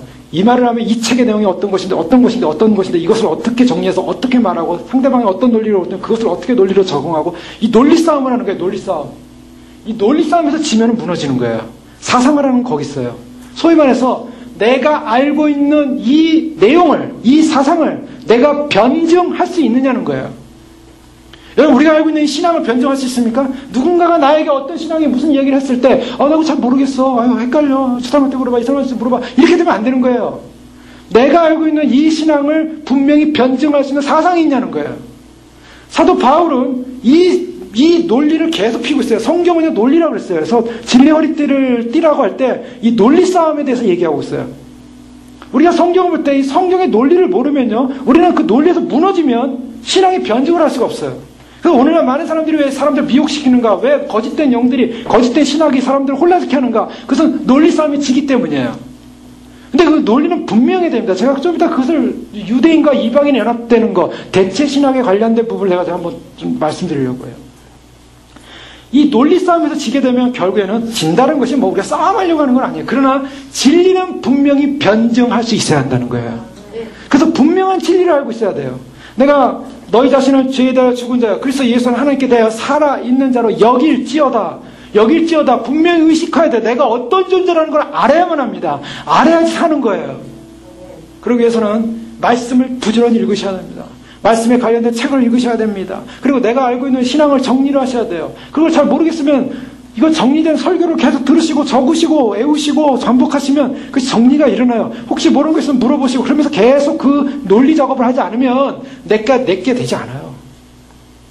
그러면 계속 말씀을 들어도 도대체 내가 어디가 있는지 어디를 가고 있는지 전혀 모른다고요. 그러니까 이것을 계속적으로 사도 바울은 우리 자신을 보호하기 위해서 이 적의 공격으로부터 방어하기 위해서는 반드시 우리가 어떤 존재고 내가 어떠한 신앙과 어떤 믿음을 갖고 있는가에 대한 분명히 변증할 수 있는 그런 신학화, 의식화가 되어 있어야 한다는 것입니다. 하나님께 대하여는 살아있는 자로 여길지어다. 그 다음에 뭡니까? 그 다음에는 여긴 다음에 너희 지체를 죽었다가 산자처럼 너희 몸을 어떻게 하라고요? 하나님께 드리라.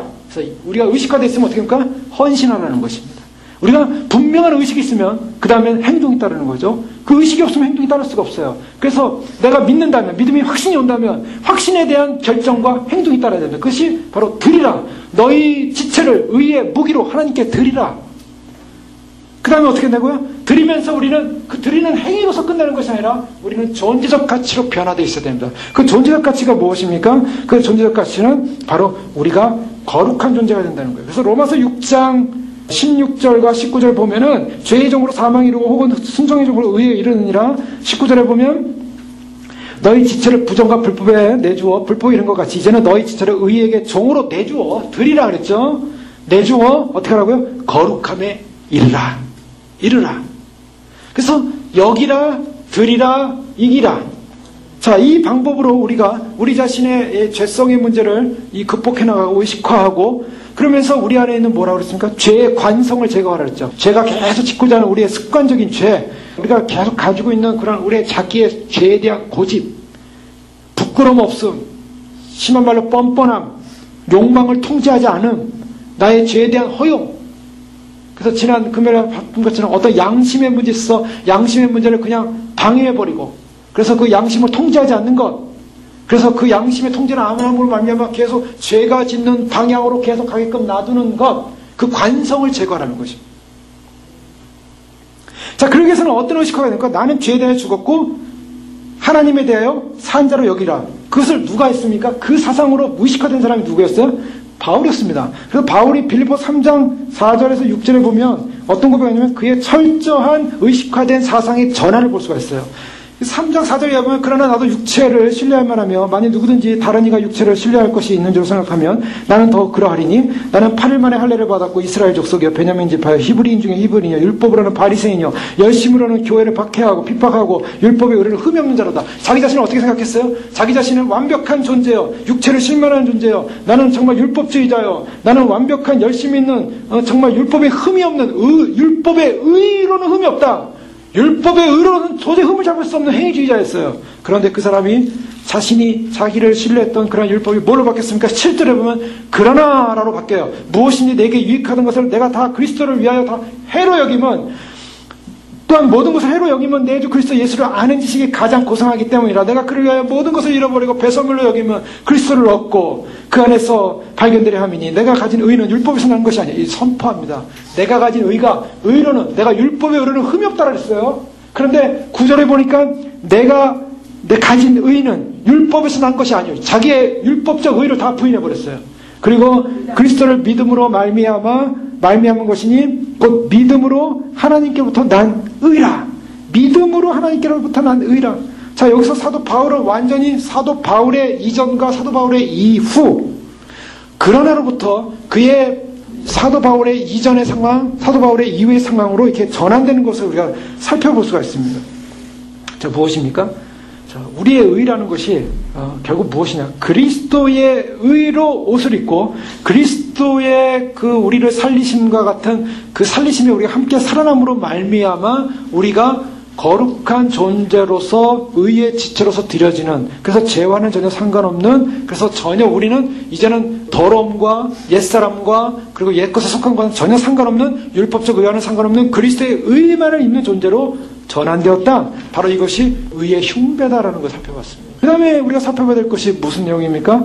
평화의 복음의 신발이라고 했습니다. 무엇이었습니까? 확고부다. 이 신발이라는 것은 이 당시에 로마 군인들이 가죽으로 된 신발을 신었지만 바닥에 정이 있었다 그랬죠. 그래서 그것이 이제 흔들리지 않고 미끄러지지 않게끔 했는데, 그것은 뭐냐면 확고함을 말하고 있습니다. 복음의 신을 신었다는 것은 확고함, 복음에 대한 확실성을 말하고 있습니다. 우리가 복음에 대한 확실성을 가지고 있어야만이 우리가 한쪽 발은 세상에, 한쪽 발은 교회, 한쪽 발은 신앙에, 이렇게 이 양쪽으로 우리가 발을 디디는 것이 아니라 내가 디뎌놓은 발이 어딘가, 발의 위치가 어딘가 분명한 확실성을 가지라 그랬죠.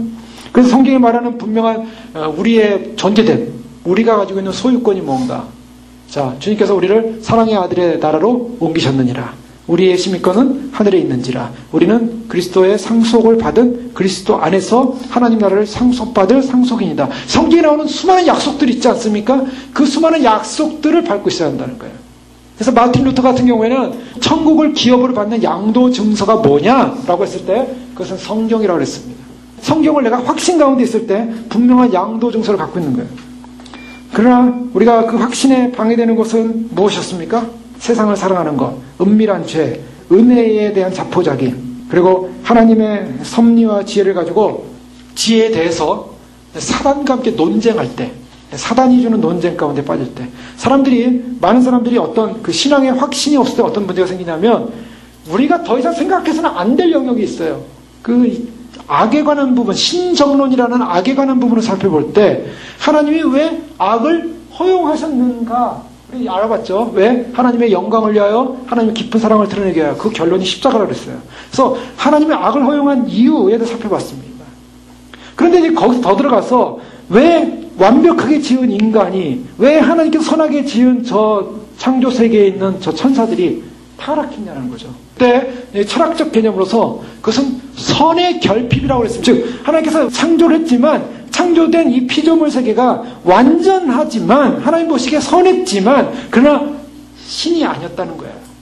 바로 거기에 문제가 있어요. 그래서 거기서 그들의 의지적 발동에 의해서 결국에는 악한 일을 하게 됐어요. 그 악한 일을 왜 허용했는가? 그거는 십자가에서 살펴봤습니다. 그런데 그 의지적 결핍이 왜 일어났는가? 그 하나님은 불완전하신 창조를 했단 말인가? 여기 대해서 생각하지 말아야 되는 거예요. 그러면 사람들은요, 꼬리 물고 꼬리 무는 게 그거죠. 왜 하나님께서 선악과를 따먹을 때 왜 막지 않았습니까? 왜 하나님 그때 안 먹어가지고 이 고생을 시킵니까? 이게 아주 본질적인 질문이라고 그랬죠. 왜 하나님은 나에게 악을 허락하십니까? 왜 하나님은 나에게 고통을 허락하십니까? 왜 이런 믿는 자들이 어려움을 당합니까? 왜 믿는 자들이 저렇게 환난을 당합니까? 자, 그 시편 73편에 나온다고 그랬어요. 그리고 그 악에 대한 부분을 해석할 수 있는데 어떤 부분의 영역에서는 우리가 하나님의 온전한 계획과 섭리를 다 모를 때가 있어요. 그러나 그것을 거꾸로 통해서 처음에는 몰랐지만 마지막을 통해서 성경을 통해서 보여주는 해석을 통해서 하나님의 계시와 뜻을 알 수 있었다는 겁니다. 그래서 그것이 바로 십자가를 통해서 하나님이 왜 죄를 허락했는가? 왜 악을 허용했는가? 허용한 이유는 하나님의 영광을 드러내기 위함이라고 로마서 통해 살펴봤습니다. 자, 그런 걸 가지고 논란하지 말라는 것입니다. 그런 걸 가지고 논란하기 시작하면은 확신의 신발에 서 있지 못하게 돼요. 그래서 하나님은 절대적인 주권, 하나님은 절대적으로 선하신 분이고, 하나님은 절대적으로 거룩하신 분이고, 하나님의 계획과 섭리는 뜻에는 하나님 완벽하시고 오류가 없다라는 것, 그것을 인정하고 믿고 나가고 성경을 볼 때 성경이 해석된다는 것입니다. 어떤 사람은 성경의 문제를 해석할 때 성경의 문제를 문제로 삼아가지고 문제거리를 만들려고 해석하는 사람이 있고, 어떤 사람은 그것을 이해해서 어떤 편에서는 하나님의 주권을 인정하면서 내가 믿으려고 성경을 바라보는 사람이 있다는 거예요. 주님께서 우리에게 그것을 요청하시는 것입니다. 그래서 복음의 확신의 신이라는 것은 우리 안에 어떤 죄성의 요소나 확신을 무너뜨리는 그런 요소에 대해서 배제한 채 하나님이 우리에게 주신 분명한 확고부동한 믿음에 의해 서야 된다라는 부분을 살펴봤습니다. 믿음의 방패는요, 이것도 의와 관련이 있다고 그랬어요. 그래서 믿음으로 말하면 의에 이른다. 그래서 결국 그 믿음은 무엇을 말하는가? 믿음은 어떤 사단이 우리를 무너뜨리려고 하고 우리로 하여금 어떤 확신을 심어주지 못하게 할 때 바로 예수 그리스도 안에서 하나님의 사람으로서 우리는 우리의 의로 말미암아 구원을 받는 백성이 아니라 믿음으로 말미암아 구원을 받는다는 백성이라는 방어망을 말하고 있습니다. 그래서 믿음의 방패는요, 예를 들면 우리의 행위에 대한 절망감을 말해요. 우리가 의롭게 된다는 것은 사도 바울이 말한 것처럼 자기 행위에 대한 철저한 절망감이 없으면 우리가 의롭다라는 믿음을 가질 수가 없습니다. 사도 바울은 율법의 의로는 흠이 없는 자로다. 그런데 나의 의는 율법으로 된 것이 아니요 라고 단언하게 그걸 잘라버렸어요. 자기의 의는 율법이 아니라는 거예요. 그러면 나의 의는 어디서 오는가? 바로 예수 그리스도를 믿음으로. 예수 그리스도를 통해서 의롭게 됐어요. 바로 우리 행위에 대한 우리의 절망. 아, 나는 나의 행위로는 도저히 안 됩니다. 오직 그리스도입니다. 오직 믿음입니다. 라는 이 약속을 붙드는 그리스도 안에서의 믿음을 붙드는 바로 그 믿음이 결국 우리를 보호하는데요. 그 믿음이 어떤 결과를 나타내는가? 믿음의 결과에 대해서는 여러 가지 얘기했습니다. 믿음의 결과로 회개가 일어난다. 믿음의 결과로 뭐가 일어나는가? 믿음의 결과로 우리의 삶의 태도가 바뀐다는 거예요. 어떤 삶의 태도가 바뀌냐? 정말 믿음이 있다면 우리가 그리스도를 위해 사는 것이 고용인으로 사느냐라고 그랬죠. 고용인으로 사느냐, 하나님에 대한 사랑으로 사느냐라고 했습니다. 자, 이것이 바로 이제 우리가 믿음의 의를 가진 자, 믿음의 방패를 가진 자의 어떤 삶의 모습이라고 할 수 있어요. 우리가 믿음의 방패를 가졌다면 하나님에 대해서 내가 하나님을 진정 사랑함으로 믿고 따라가느냐, 아니면 고용인처럼 믿고 따라가느냐는 거예요. 자, 이것은 우리에게 반드시 질문해야 됩니다.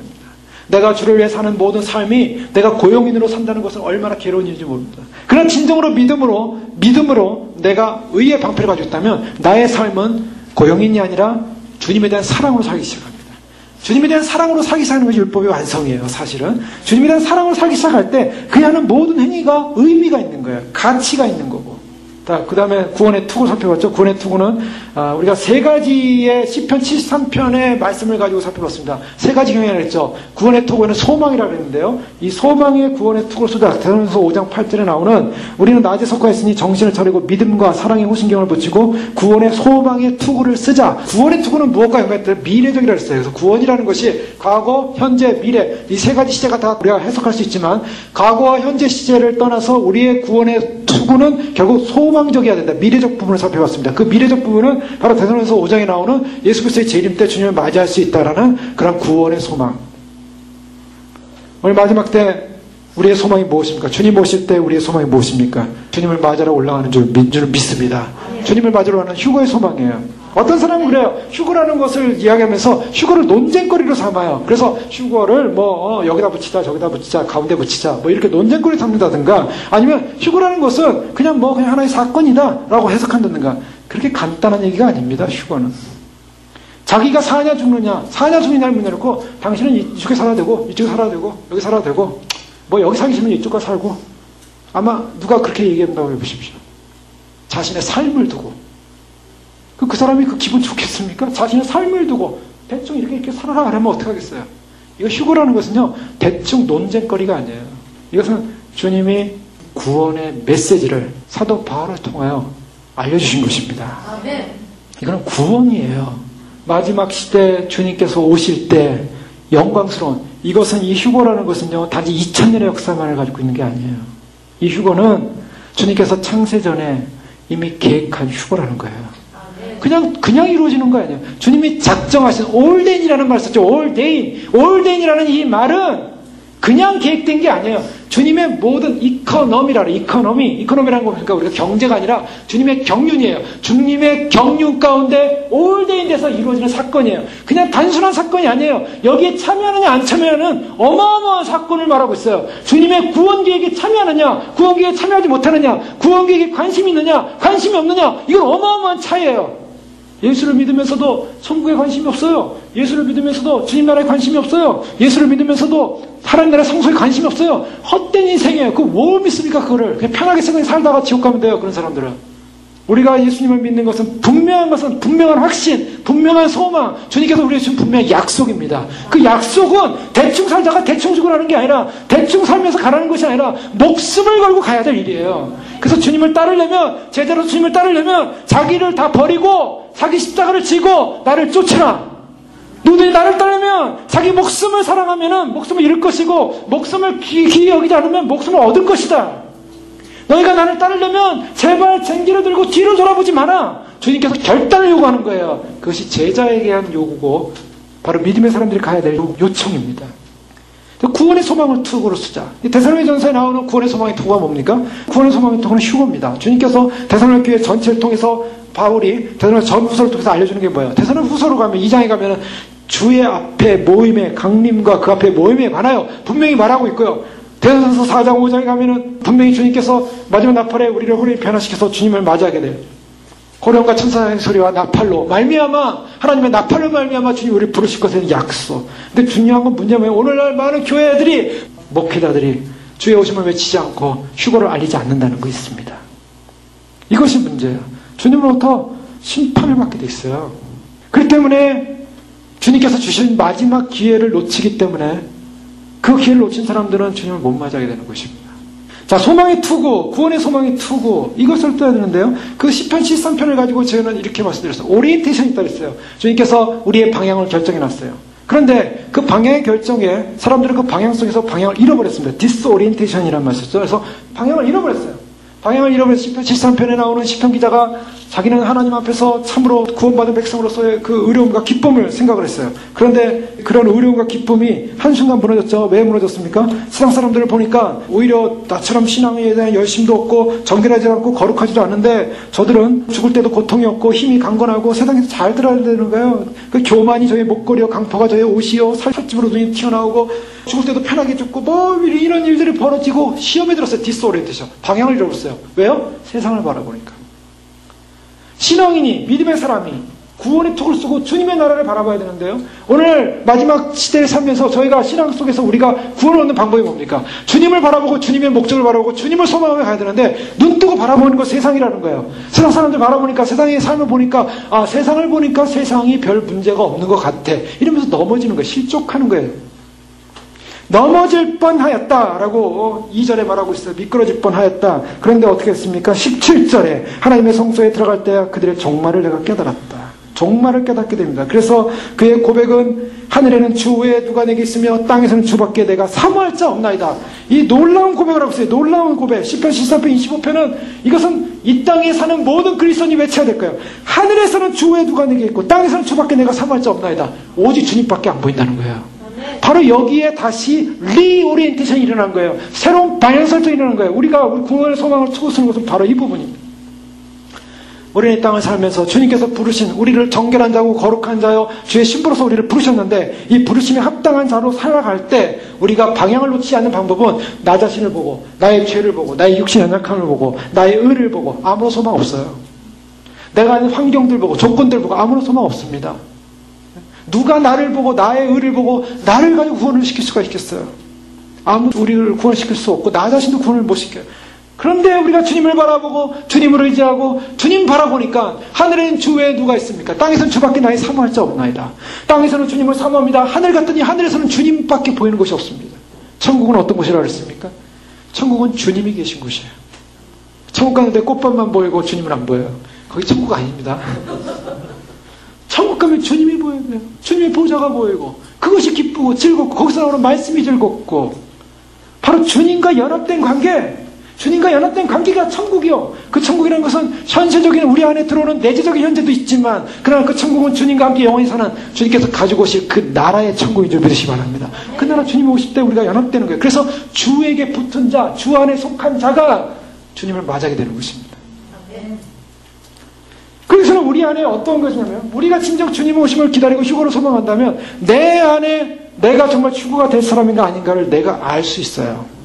이건 참 어려운 말씀인데 왜 알 수 있냐? 내가 정말 주님과 관계가 어떤 관계인가? 자신은 알아요. 그래서 내가 정말 주님과 관계에서 주님 오실 때 주님 맞이하지 못할 것 같다. 왜 그런지 생각해서 왜 못 맞이할 것 같은가? 거긴 반드시 이유와 원인이 있어요. 반드시 죄의 문제가 있을 수 있고 해결 안 된 문제가 있어요. 이 땅에 속한 문제가 있어요. 그래서 그 땅에 속한 문제들을 해결하셔야 됩니다. 그것을 해결하는 방법은 단 한 가지예요. 나의 의로서 구원받을 수 없다 그랬죠? 나의 의를 끊어야 돼요. 나의 의를 끊어야 돼요. 바울이 확실했던 것은 완전히 사상화됐던 것은 그리스도를 보는 그 순간 그는 모든 생각의 구조가 다 바뀌어버렸어요. 그리스도를 만나는 그 순간 다메섹 도상에서 그리스도의 영광을 보는 그 순간 자기의 의는 다 죽어버렸어요. 그래서 그는 눈이 먼 채 바보가 돼가지고 아나니아가 그 안수해줄 때까지 그는 눈을 뜰 수가 없었고 그래서 눈이 뜨어지고 그 다음부터 그는 주님과의 깊은 묵상에 들어가기 시작한 거예요. 자기의 의는 없다. 자기가 죽은 거예요. 그래서 그의 고백 갈라디아 2장 20절 말씀처럼 이제는 내가 죽은 것이 내 안에 그리스도께서 사신 것이니 이제 내 안에 내가 사는 것이 아니요 오직 그리스도만이 사는 것이라. 자, 우리 자신이 과연 주님과의 관계성 속에서 내가 어떤 존재로 지금 존재하고 있는가, 그것을 생각할 때 내가 주님 모실 때 주님 맞이할 수 있는가에 대한 평가를 할 수가 있습니다. 자, 그것이 자신이 없다면 왜 자신이 없는지를 반드시 물어야 돼요. 아니, 대충 넘어가자. 아니, 언젠가 믿음이 좋아지겠지. 언젠가 주님이 데려가 주겠지. 지금 주님 오신다는 소식 듣고 말씀 듣다면 주님 데려가시지. 거기서 머물지 마십시오. 이것은 그냥 대충 넘어갈 문제가 아니에요. 내가 분명히 주님 안에서 머물러야 될 문제입니다. 주님 안에서 해결해야 될 문제인 것입니다. 그래서 주님, 제가 어떤 문제가 있는지, 어떤 상황이 있는지 말씀해 주십시오. 자, 성령의 검, 지난 시간에 살펴봤죠. 성령의 검이 백병전에서 쓰는 건데요. 이 성령의 검, 진리와도 연관이 있다고 했습니다. 그래서 말씀에 관한 것, 말씀을 분명히 아는 것이 우리가 영적 전쟁에 승리하는 것이고, 근데 이 말씀을 아는 것이 결론적으로 어떻게 되냐. 고린도서 2장 말씀을 이용했죠. 고린도서 2장에 바로 이것은 성령의 확신으로 가능하다. 그래서 성령의 검이라고 할 때 단지 말씀으로만 우리가 인식하는 것이 아니라 이 말씀은 성령에 의한 확증과 확신으로서 내 안에 있어야 된다는 것입니다. 그래서 이 말씀을 내가 성령에 의해서 깨달아지는 거예요. 주님 오신다는 사실을 어떻게 깨닫습니까? 어떻게 합니까? 증명 문제 얘기했죠? 증명해보라 라고 했을 때, 누가 증명해보라 했을 때 어떻게 증명할 겁니까? 물론 말씀이 있기 때문에 우리가 논리적인 설명을 하고 증명할 수 있습니다. 그러나 그것을 믿게 되기까지는 성령의 확증이에요. 성령이 아니고서는 이것이 믿어지지가 않는 거예요. 그래서 성령의 확증이 있는 사람, 믿어지는 사람은 그 성령님이 휴거 성령님으로서 우리에게 인치신 줄 믿으시기 바랍니다. 그게 믿어지는 거예요. 누구는 안 믿어져요. 똑같은 얘기라도 안 믿어진다니까요. 어떤 사람은 믿어져요. 이 믿어지는 게 성령의 은혜예요. 이 믿어짐으로 말미암아 주님 오실 때 그 성령님이 그 믿음과 함께 데리고 올라가는 것입니다. 성령의 역사는 거기에 있어요. 그래서 막는 자이신 그 성령님께서 옮겨질 때 그것을 믿고 준비한 사람들이 올라간다는 거예요. 그것을 반증해 보십시오. 성령의 확증으로 그것이 믿어지는 사건, 이것이 바로 성령의 검인 것입니다. 하나님의 말씀이지만 그 하나님의 말씀이 성령의 은혜에서 그 말씀 자체가 믿어지는 거예요. 똑같은 성경인데 안 믿어요. 안 믿어져요. 이거 얼마나 불행한 일이에요. 그런 경우에는 주 앞에 고백하셔야 됩니다. 성령님 도와주십시오. 그래서 저희가 성령으로 충만해야 될 이유가 바로 거기 있는 것입니다. 성령님은 진리형이라고 했어요. 진리형이기 때문에 우리에게서 의에 대하여, 죄에 대하여, 심판에 대하여 책망하시리라. 성령께서 우리에게 우리의 죄를 책망하실 것이고 우리가 심판받아야 될 것을 책망하실 것이고 의에 대해서 말씀하실 것입니다. 그러나 그 성령님이 우리에게 무엇에 대한 확증을 주십니까? 주님을 맞이할 수 있는, 소망할 수 있는 성령님이, 동일한 성령님이, 진리의 성령님이 우리 안에서 주님을 맞이할 것에 대한 소망을 주시는 것입니다. 그 소망을 놓치지 마시기 바랍니다. 커튼이 올라갈 것입니다. 주님이 오시는 날 커튼이 샥 올라갈 때 거기에 이제 우리가 다 나타날 것입니다. 자, 모든 각자에게 커튼이 있어요. 지금은 가려져 있어요. 그러나 주님이 그 커튼을 제거하실 것입니다. 어떤 모습이겠습니까? 벌거벗은 모습이겠습니까? 아니면 무장된 신부의 모습이겠습니까? 여러분, 우리가 주님이 우리의 커튼을 벗기는 그날에, 주님 오시는 그날에 우리가 주님 앞에 어떤 모습을 설 것인가? 물론 의의 성화포를 입고 거룩한 의의 예복을 입고 주 앞에 서야겠지만 주님은 우리에게 그날까지 싸우라고, 영적 전쟁에 승리하라고, 하나님의 전신갑주를 입고 무장하라고 말씀한 줄 믿으시기 바랍니다. 거기서 끝난 것이 아니라 오늘 본문으로 돌아와서 이제 오늘 본문은 뭐냐면 18절의 모든 기도와 간구를 하되 항상 성령 안에서 기도하라. 자, 여기서 끝나는 것이 아니에요. 우리의 신앙은 여기서 끝나는 거예요. 바울이요, 여기서 계속적으로 간구하는 것은 뭐냐면 이제 이러한 말씀과 진리로 성령으로 무장됐다면 그것은 어떻게 됩니까? 어떻게? 자, 이것은 굉장히 중요한데요. 14절에 그런즉 서서라고 했어요. 서라는 것은 아까 현재형 분사라고 했습니다. 헬라어에서. 현재형 분사라는 것은 서서 계속 가는 거예요. 서 있으라는 거예요. 계속. 근데 이 서서라는 이 말이 오늘 18절에 모든 기도와 간구를 하는 것을 종속시켜요. 종속시킨다는 것은 무슨 말입니까? 거기에 포함된다는 거예요. 그래서 이 서서라는 말은 바로 18절에 모든 기도와 간구가 서서 무장한 채 기도와 간구가 이루어져야 한다는 것입니다. 그러니까 이것은 뭐냐면 긴장감을 말하고 있어요. 이것은 그냥 뭐 기도를 해도 되고 안 해도 되고 아니라 우리가 모든 기도와 간구를 해야 되는 그런 긴장 속에서 항상 성령 안에서 기도하고, 항상이죠. 현재적입니다. 그래서 사도 바울은요, 지금 이 영적 전쟁에서 승리의 비결, 이것을 하나님의 전신갑주에 대한 전반적인 설명과 함께 마지막으로 이것은 하나님의 전신갑주에 들어가지 않고 총체적으로 전부 합쳐서 오버올이라고 하시죠. 전체적으로 결론적으로 전부 기도해야 된다. 모든 기도와 간구를 해야 된다. 항상 성령 안에서 기도하고 이를 위하여 깨어 구하기를 항상 했으며 여러 성도를 위하여 기도하라. 이것을 영어 성경에 보면요, 영어 성경에 보면은 all이라는 표현을 하고 있어요. all, at all times라는 말을 쓰고 있고요. 그다음에 with all perseverance라는 말을 쓰고 있고요. 그래서 항상 힘쓰고 all이라는 말을 계속 반복하면서 기도와 간구 all 네 번을 반복하고 있어요. 네 번을 반복할 때 여러분 이것을 이렇게 생각해보면 all의 반대로 생각해요. sometimes, some. 예를 들면 all이니까 some입니까? 바울이 요청하는 게 뭐예요? all이에요. 모든 기도를 하는 거예요. 모든 간구와 기도를 쉬지 않고 하라는 것이 명령입니다. 왜 그런가? 그것은 두 가지 의미예요. 기도 다음에 사도 바울이 말하기를 깨어 구하기를. 깨어있는 문제와 연관이 있습니다. 깨어있으라는 말은 무슨 말입니까? 이것은 항상 와치하라는 거예요.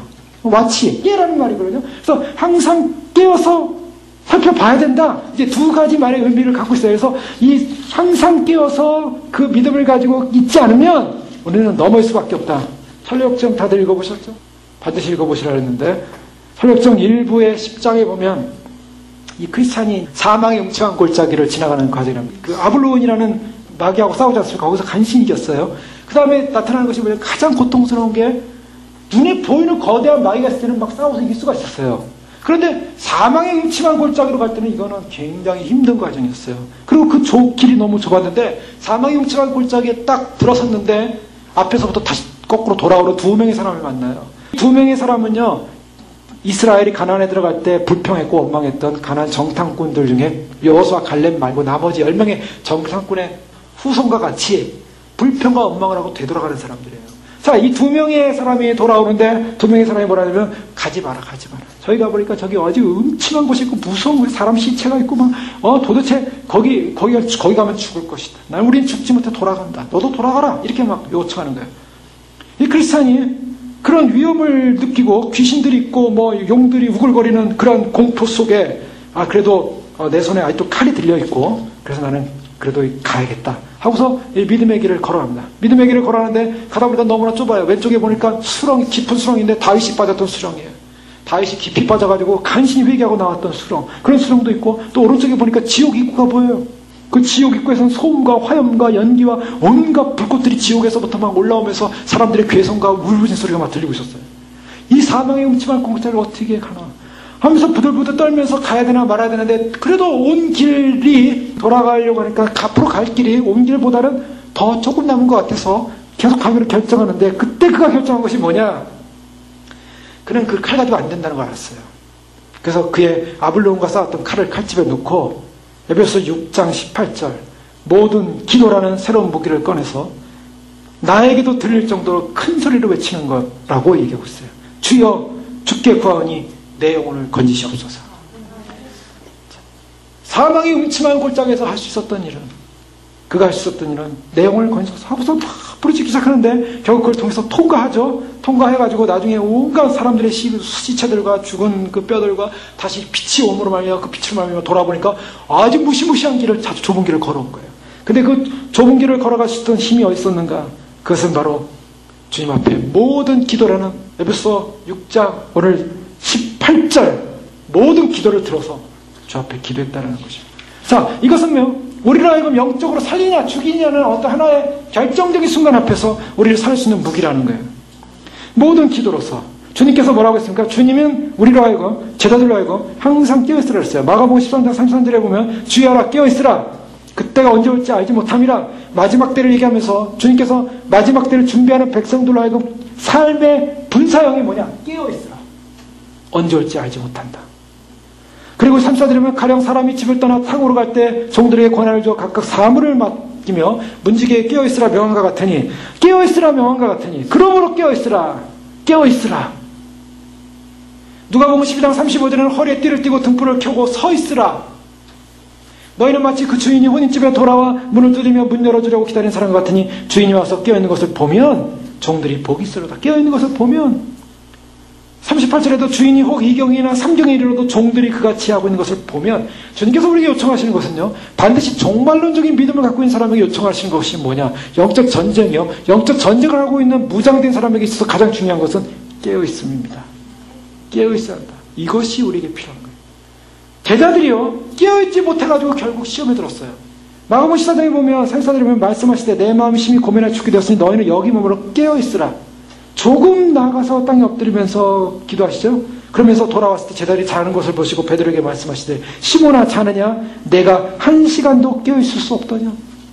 이거 베드로 자고 있다가 나중에 시험 들어가지고 예수님 부인하지 않아요? 시험에 들지 않게 깨어 기도하라. 자, 예수님께서 요청하신 것이 그겁니다. 지금 정말 예수님은 개인적으로 십자가를 져야 되는 그런 종말의 상황에 예수님께서 깨어서 기도하셨다는 거예요. 그러나 제자들은 깨어있지 못했어요. 자, 여기에 문제가 있습니다. 우리가 해야 될 일, 영적으로 우리가 해야 될 일, 주님 오시기 전에 우리가 해야 될 일, 무장을 하고 있습니다. 그래서 무장으로 우리가 완벽히 준비되어 있는데 여기서 끝나는 것이 아니라 우린 과연 깨어 있느냐는 것이죠. 자, 성경이 뭐라고 말하고 있습니까? 간단하게 쭉 몇 가지만 읽겠습니다. 성경에서는 에베소 5장 10절에 범사에 우리 주 예수 그리스도의 이름으로 항상 아버지 하나님께 감사하며 데살로니가전서 3장 10절에 주야로 심히 간구하면 너희 얼굴을 보고 너희 믿음의 부족함을 온전케 하라 함이라. 주야로 디모데후서 1장 3절에 나의 밤낮 간구하는 가운데 쉬지 않고 너를 생각하며 청결한 양심으로 조상적부터 섬겨오는 하나님께 감사하고 데살로니가서 5장 10절에 쉬지 말고 기도하라. 빌립보 4장 6절에 아무것도 염려하지 말고 오직 모든 일에 기도와 간구로 너희 구할 것을 감사하는 하나님께 아뢰라. 골로새 4장 2절에 기도를 항상 힘쓰고 기도에 감사함으로 깨어있으라. 로마서 12장 14절 소망 중에 즐거워하며 환난 중에 참으며 기도에 항상 힘쓰며. 골로새 4장 2절에 기도를 항상 힘쓰고 기도에 감사함으로 깨어있으라. 주님은 우리로 하여금 깨어있으라, 준비하라, 깨어있으라, 기도하라.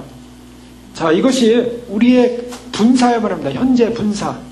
서서 무장을 하고 서서 항상 깨어 기도해야 되는 것입니다. 항상 깨어 있어야 합니다. 왜요? 베드로전서 5장 8절 9절 근실하라 깨어라 너희 대적 마귀가 우는 사자같이 두려우며 삼킬 자를 찾나니. 자, 우리가 시험에 들었다. 우리가 믿음이 약해졌다. 여러 가지 이론적일 수가 있어요. 하지만 가장 결정적인 것은 깨어있지 못했기 때문에. 깨어있지 못해. 깨어있지 못했다는 건 무엇입니까? 주님과의 관계를 놓쳐버렸어요. 여러분, 어떤 불안감이 오거나 의심이 오거나 이유가 뭡니까? 주님과의 관계를 놓쳐버렸어요. 주님과의 관계가 성립된 사람은 그래서 골방에서 주님과 만남이 일어나고 주님과 교제가 일어나고 주님과 대화가 일어나고 주님을 사랑합니다 고백이 일어나는 사람이 뭐예요? 텐션이 일어나요. 긴장감. 주님을 곧 만난다는 긴장감, 주님을 기대하는 긴장감, 주님을 소망하는 긴장감. 그래서 그 사람에게 입에서 터져나오는 고백이 아멘 주 예수님 오시옵소서예요. 그런데 주님과의 관계가 무너진 사람은 어떻습니까? 주님의 오심이 느껴지지가 않아요. 자기가 살지 죽을지도 알지 못해요. 이렇게 가는 것이 인생이라고 생각을 해요. 영적으로 어두워졌기 때문입니다. 문제는 어디 있어요? 문제는 주님과의 관계예요. 그래서 주님은 그 깨어있음을 뭐라고 표현하고 있냐면 결국 깨어있으라는 이 말은 주님과의 교제의 관계를 빼앗기지 말라는 거예요. 긴밀한 관계를 빼앗기지 말라는 것입니다. 그래서 그 긴밀한 관계를 위하여 시간을 내시고 긴밀한 관계 속에서 걸어가시고 긴밀한 관계 속에서 유지하셔야만 합니다. 그 긴장감이 19세기 영국의 유명한 설교가 스펄전 목사님, 찰스 스펄전이 이런 기도에 관한 명확한 그림을 제시했어요. 전쟁터에 나간 용사들이 항상 적을 향해 창을 세우고 말을 달리는 것이 아닙니다. 그러나 그들은 휴식을 취할 때도 항상 손이 닿는 곳에 무기를 두며 언제 다가올지 모르는 죽음과 공격에 대비하고 있습니다. 철저히 훈련된 용사들은 무장을 한 채 잠을 잘 때도 많았고 잠을 자면서도 항상 깨어 있었습니다. 이와 마찬가지로 우리가 잠을 잘 때조차도 기도 가운데 깨어 있어야 합니다. 그렇게 할 때 혹시 밤에 주님이 오시더라도 우리는 주님과 함께 할 수 있을 것이며 삶 속에서 더욱 더 주님을 바라보게 될 것입니다. 영국 해안선에서 우뚝 서 있는 망루의 봉화대에서 늘 불꽃이 솟구치는 것은 아니었지만 불의의 때에 무적 함대가 쳐들어올 것을 대비해서 항상 마른 장작들과 불씨들로 만반의 준비를 갖추고 있었던 것처럼 우리의 마음도 그렇게 되어야 할 것입니다. 우리의 영혼은 절규와 기도로 시 터져나오는 상태를 유지해야만 합니다. 장사하던 것을 멈추고 계산대를 떠나서 무릎을 꿇어야 할 필요는 없습니다. 우리의 영혼은 침묵 속에서 아주 짧고 신속하게 은혜의 보호자로 기도와 간구를 전달할 수 있습니다. 용사들이 무기를 늘 가지고 다니는 것처럼 크리스찬들은 기도라는 무기를 늘 가지고 다녀야 합니다. 우리는 간구라는 칼을 절대로 칼집에 넣어서는 안 됩니다. 우리의 마음은 적을 향해 겨누기는 했지만 막상 총알이 장전되지 않은 총처럼 되어서는 안 됩니다. 오히려 대포알이 장전된 발사 직전의 대포처럼 되어야 합니다. 우리의 영혼은 항상 기도를 하고 있을 필요는 없지만 항상 기도의 에너지로 충만해야 합니다. 실제로 기도하지 않을 때도 기도의 의지를 항상 갖는 것입니다. 이것을 유의하려면 골로새 3장 1절 2절 말씀처럼 그러므로 너희가 그리스도와 함께 살리심을 받았으면 위의 것을 찾으라. 거기는 그리스도께서 하나님 우편에 앉아 계시느니라. 위의 것 생각하고 땅의 것을 생각지 말라. 여러분, 우리가 기도의 긴장 가운데 가고 깨어있을 그 근거가 된다면 바로 전투에 나가는 전쟁의 군사들이 늘 긴장 속에 있는 것처럼 마음과 심령 속에 그 소망을 놓치지 않고 위의 것에 소망을 들 때 우리는 깨어있는 삶을 살게 될 줄을 믿습니다. 우리의 눈이 잠깐 세상을 돌아가는 그 순간에 우리는 잠을 잘 수밖에 없어요. 그 다음에 마지막으로 사도 바울은 19절에 또 나를 위하여 구할 것은 내게 말씀을 주사 나로 입을 열어 복음의 비밀을 담대히 알리게 하옵소서. 중보기도를 요청하고 있습니다. 자, 이것은 바울이 개인적인 중보기도였습니다. 그런데 바울이 지금 전하는 무엇을 지금 요청하고 있습니까? 나를 위하여 구할 것은 내게 말씀을 주사 나로 입을 열어. 여기서 입을 열어라는 것은 입을 지금 전하지 못해서 입을 꽉 다물고 있다는 게 아니라 회인이라는 말을 쓰고 있어요. 그러니까 입을 열 때, 그가 이제 필요해서 입을 열 때, 그때 열 때 복음의 비밀을 담대히 알리게 하옵소서. 나를 위하여 구할 것은 내게 말씀을 주사. 복음의 비밀, 아까 비밀 뭐라 그랬습니까? 미스테리라는 말 쓰고 있어요. 미스테리. 그 복음의 비밀을 전하는데 그 복음의 비밀이 뭐예요? 사도 바울에서 복음의 비밀은요, 아까 말한 새 인류, 새 사람. 그래서 이 복음의 비밀을 전할 수 있게 해달라. 즉 이방인과 유대인이 하나가 돼서 주님을 만나는 이 놀라운 통일의 사건, 교회의 사건, 이 사건이 증거되는 사건.